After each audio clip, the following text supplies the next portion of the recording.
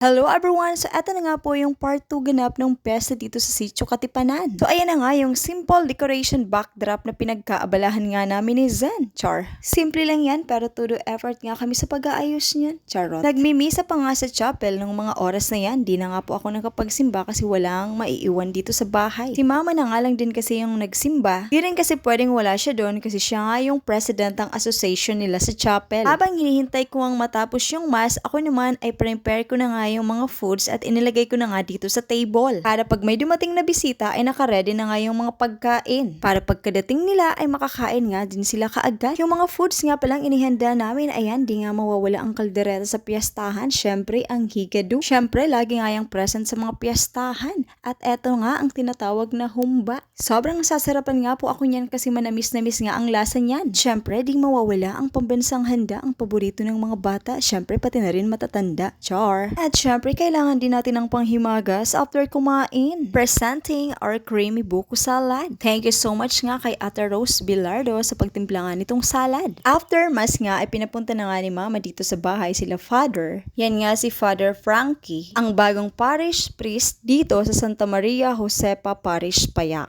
At kasama nga din niya yung isang sakristan at yung dalawang lector nga sa simbahan na si May Flor at si Lula Iding. Thank you so much po sa inyo. Meron nga ding bisita dito sa labas at kumakain na nga din sila. Yan nga yung bagong inaanak ni Papa na kinasal nga nung kinabukasan. Meron na nga ding dumating na mga kapamilya ang aking mga pinsan. Yung iba nga ay di na nga nakapunta kasi meron pa nga klase at yung iba nga ay meron nga ding trabaho. Next nga ay dumating na nga rin sila kagawad. Buti nga at nakarating pa din sila kahit na nga sobrang busy nila nung araw na yan. Ayan nga at meron nga ding nakarating ng mga taga-sentrong Pagatpatan. Ngayong taon nga ay medyo konti nga yung nakapunta. Unlike nung mga nakaraang taon na ang dami talagang bisita yung namimiesta dito sa amin. Siguro busy nga talaga yung mga tao nung mga araw na yan. At di nga rin ngayon nakapunta yung ibang mga kakilala namin na galing sa ibang lugar. Kahit nga yung ibang mga friendship ko at yung iba kong kumare ay di nga rin nakapunta. Ito nga may isa nga ding grupo ng mga estudyante from MPP.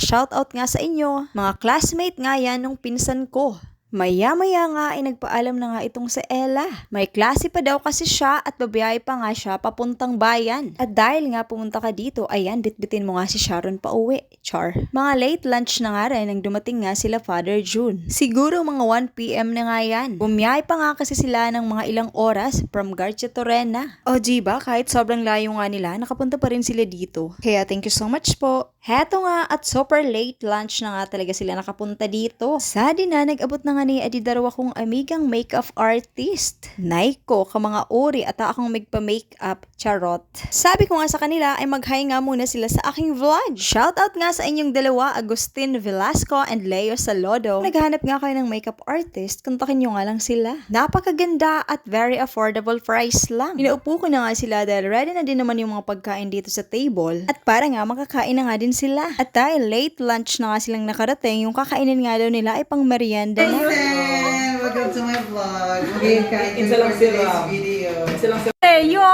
Thank you, Marita. Pwede na oh! Ana. Nagiging uli pag sa tubal. Gayon talaga ni Leo, pwede nga niyo. Pag nagpa-makeup ako ka, delivery. Yes, libre. Libre pag nagpa-makeup ako ka, di. Because nagbabayad 500. Ako Leo, pasensya. Tapos kumukan ako. Para mara. Mapa-makeup ko no. Ano man? Ninang. Ninang. Sorry. At meron pa nga din palang nakasunod sa kanila na bisita. At ayan nga, nakasabay na nga nilang kumain. So hanggang dito na nga lang muna po. Again, thank you so much po sa lahat ng pumunta. God bless!